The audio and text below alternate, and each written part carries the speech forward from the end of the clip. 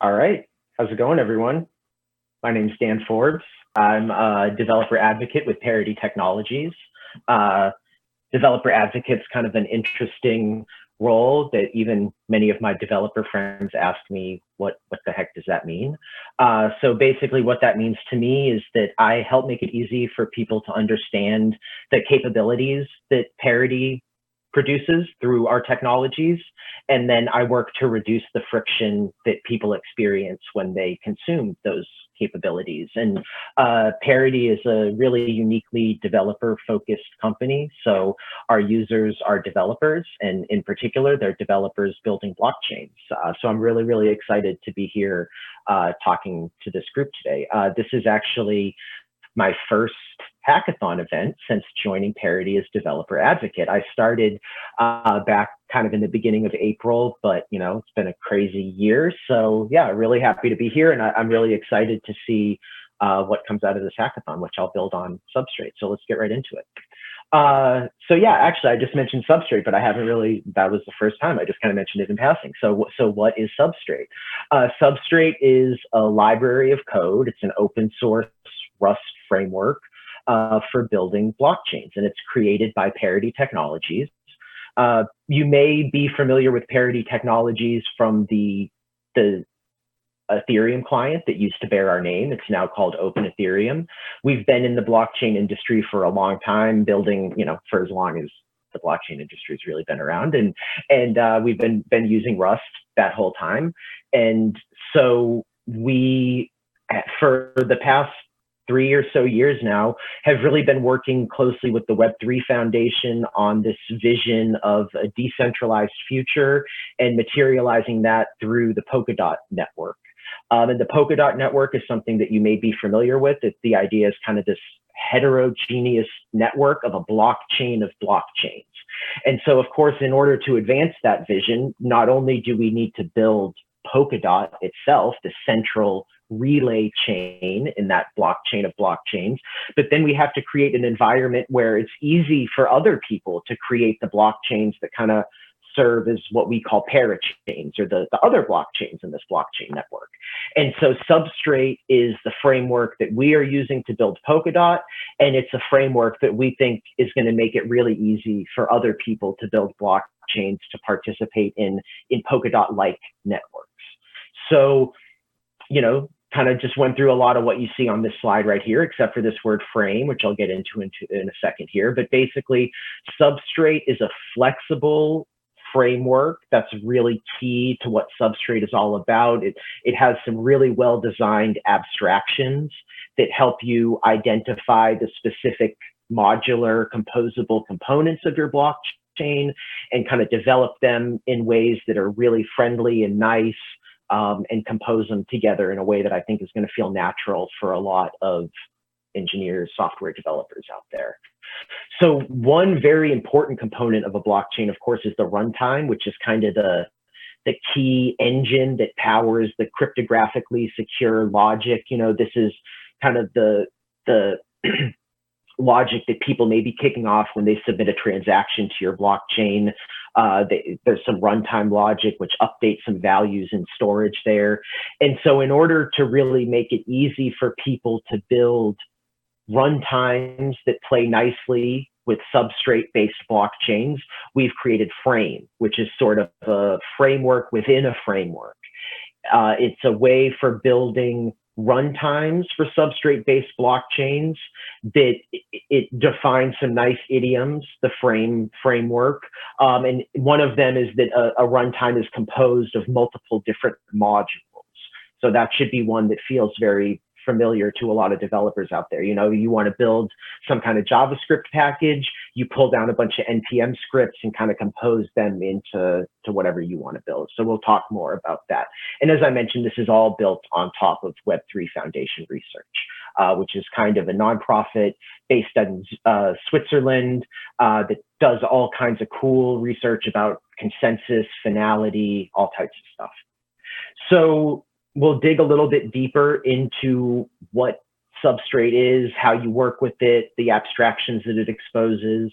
Of course, when you work with Substrate, you can build lots of different things. You can build an element of a runtime that I talked about. You can build a whole runtime, or you can build a whole blockchain client, a whole node that's going to participate in a blockchain network. And so what you see here on my screen is kind of a generalization, a diagram, a not to scale depiction of a substrate node. So it comprises many parts, as we talked about. There's, of course, the storage, and there's some runtime stuff here. I'm going to talk a little bit about why you see the runtime represented twice. Once you see it in storage, and once it's kind of not in storage. But there's other things that you see here too. There's P2P networking. We use the libp2p networking stack to allow the participants in the network to come to consensus. You know, they need to communicate with one another to come to consensus. So they use libp2p to do that. And then even the consensus engine itself is kind of separate from the networking piece. So you can compose those things. There's telemetry that makes it really, really easy to, you know, monitor your node, make sure that things are going well, basically a built-in Prometheus server. You can work with the transaction pool logic kind of on its own. Nice RPC server embedded. It's exposed by way of HTTP APIs and WebSocket APIs. You kind of get all this for free when you work with Substrate.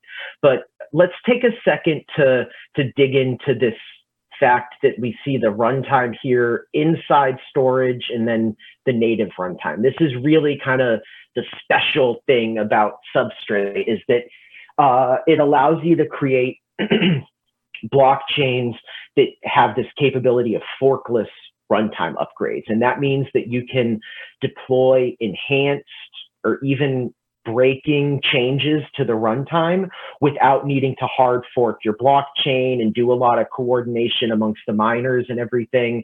And so let's talk for a second about the abstractions that Substrate creates that enables that to happen.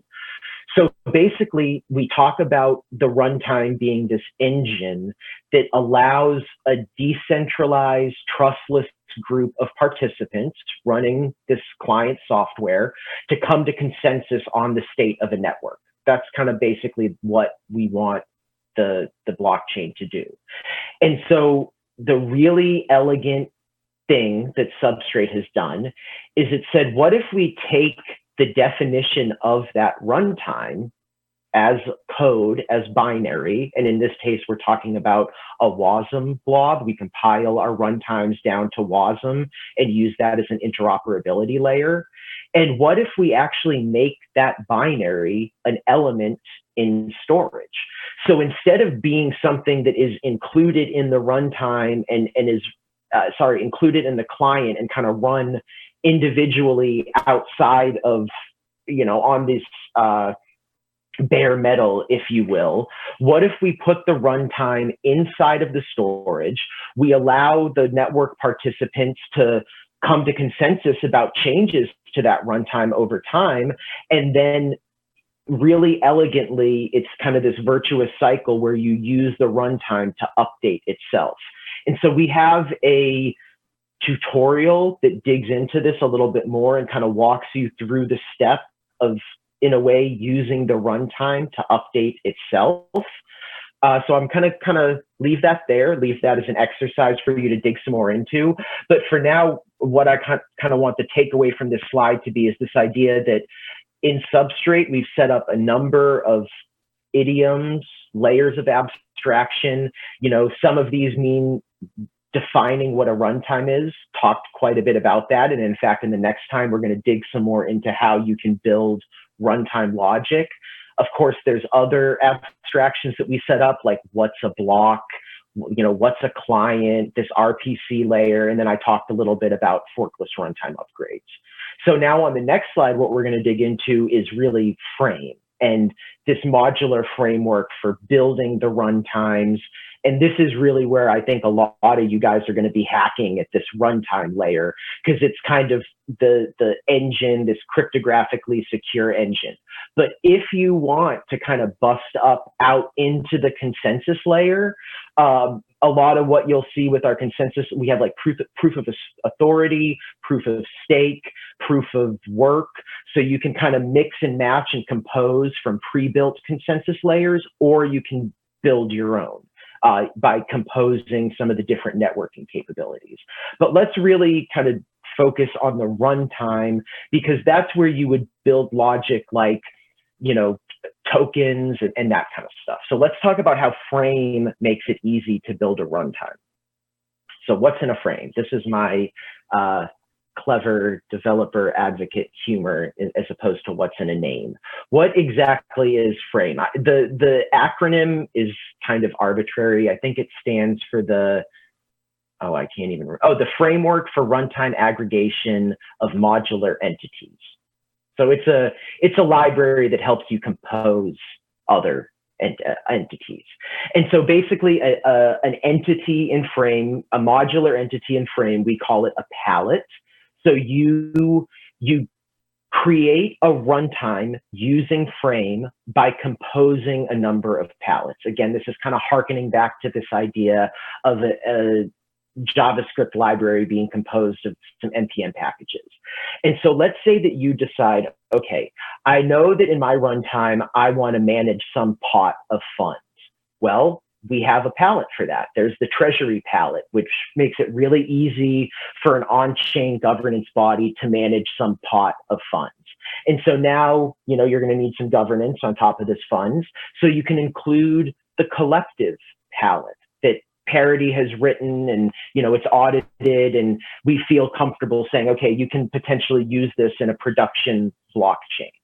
And then, of course, we make it easy for you to build your own custom logic. So what if you know that you want a treasury that's managing some pot of funds, but rather than using our balances palette, which I don't have on here, that's kind of what most people would use as the underlying currency that this treasury manages. What if you want to create your own currency that specifies some unique domain-specific logic?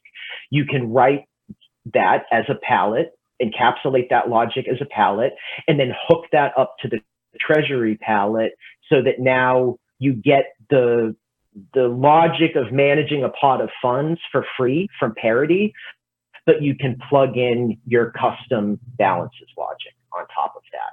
So I hope that is kind of evocative of what Frame is and what it allows you to do.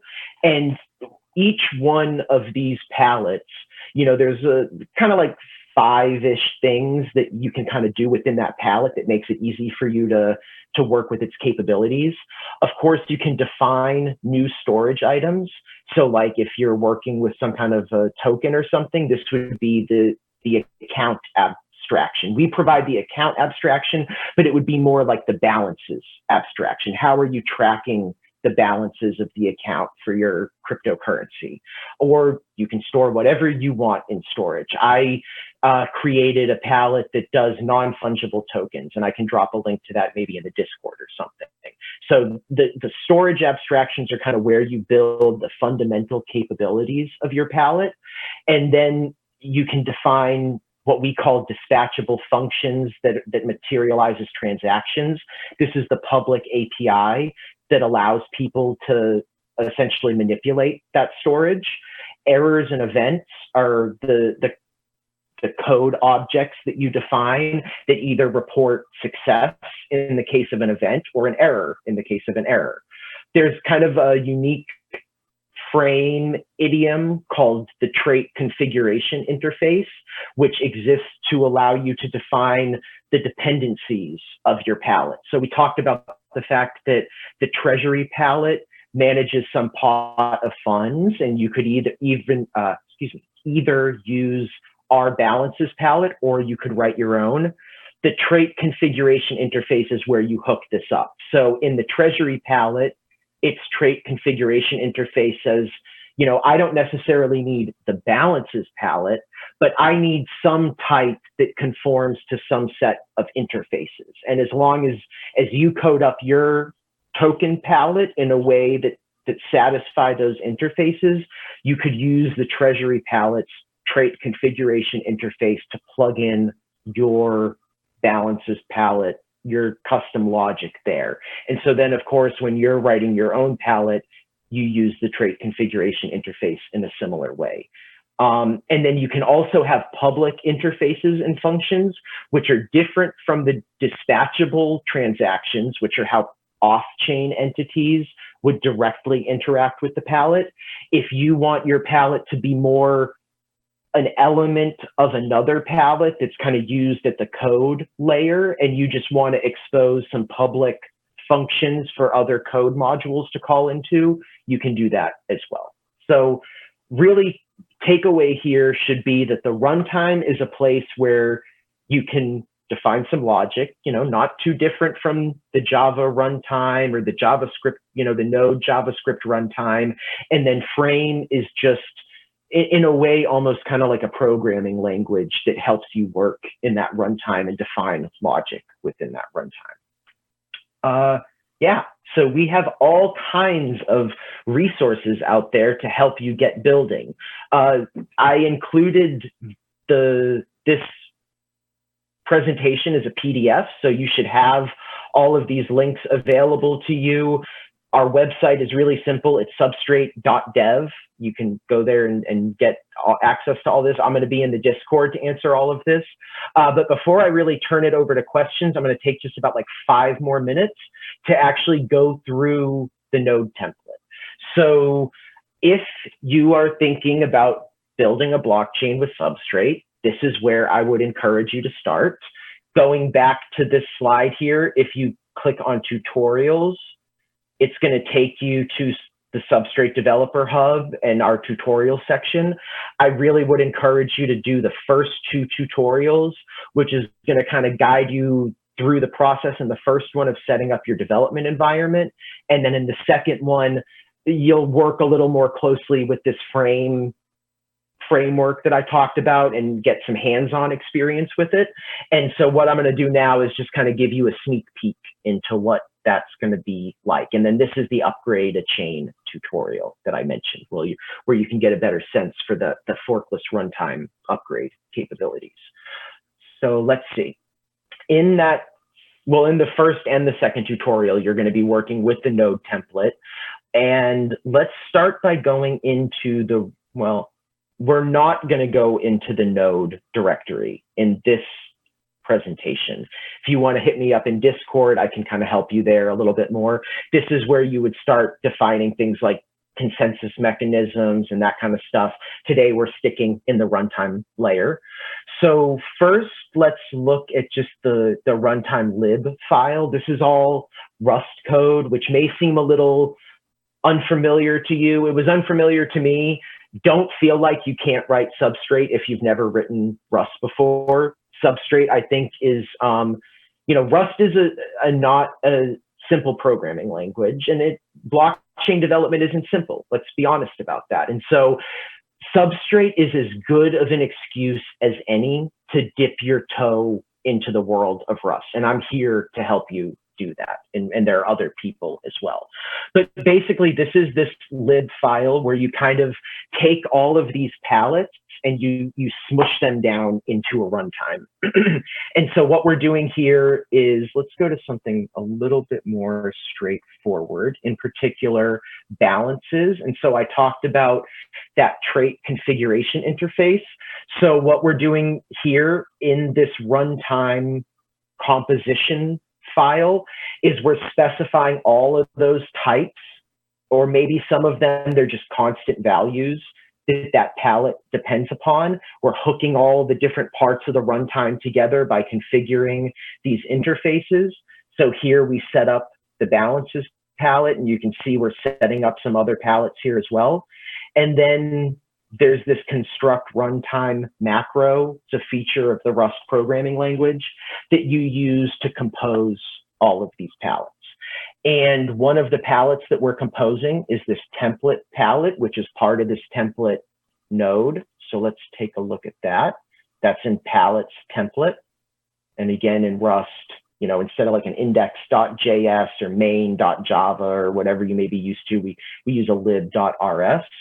And so you come into lib.rs and you can see this is where you define the trait. Not going to get real heavy into that syntax here. I'm going to leave that as an exercise for you, and I'll help you out there when the time comes. The decal storage macro is where you define your storage items. And there's a really, well, I'm biased because I wrote it, but there's a really nice article about how you declare storage items. And again, I'm happy to help demystify that. You declare events in the decal event macro, errors in the decal error macro. This is where you define your dispatchable functions, so you can update your storage. Again, Rust may look a little scary, but it's not really. You can do it, trust me. So yeah, I hope that kind of gives you the basics that you need to ask me some questions now. And I hope I've left enough time for questions. As I certainly hope that, people are kind of coming in and looking to build with Substrate and hopefully have some questions. I can kind of go through some of our support resources. In particular, yesterday, I helped partly for this event to make sure that our awesome Substrate repo is all up to date and everything. So as the name implies, this is an awesome place to go and get lots of resources. It has some recordings, which I think people have been finding a lot of value in lately. Introduction to Substrate is basically what you just saw, but there's all kinds of, I really just barely scratched the surface. There's much more to get into in terms of, how to turn a standalone chain that you might build with the node template, how to turn that into a parachain that would, function in a Polkadot-like network. Just so much different stuff to dig into. Just gonna jump back over here. Looks like we're still good. One of the reasons they hired me as a person to talk is because I kind of like talking. So it's all good. That's why I'm here. So the other thing that we have is the Substrate Developer Hub, which I really encourage you to check out if you're going to be building with Substrate.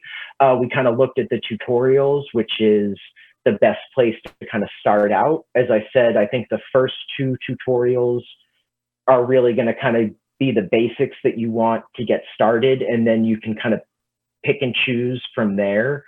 I really focused on runtime capabilities, and one runtime capability that you can add to your Substrate-based chain is support for smart contracts. So you can do a lot with a Substrate-based chain with not needing to write smart contracts. But if one of the things that you want to do is allow other people to deploy logic to your blockchain in the form of a smart contract, we have a palette for that. We actually have two palettes for that. There's the EVM palette, which is for EVM-based smart contracts, Solidity, that kind of stuff. And then we have our own smart contract programming language called Ink. It's WASM-based, and we have a smart contract palette. We also recently had a hackathon, our own hackathon. And so if you want to kind of get inspired by what other people have built, start building on top of that, check out the submissions there. Some really, really great things, great non-fungible token stuff, GraphQL stuff. It's like wonderland for developers, really. Our knowledge base is where you're going to find a lot of kind of like wiki type material, digging a lot deeper into the concepts that I talked about, like, extrinsics or kind of the abstraction that we place above transactions. So you can learn a little bit more about that, all about runtime development. This is that storage article that I was talking about. If you're thinking about hacking on Substrate, basically read this whole thing and let me know if you have any questions.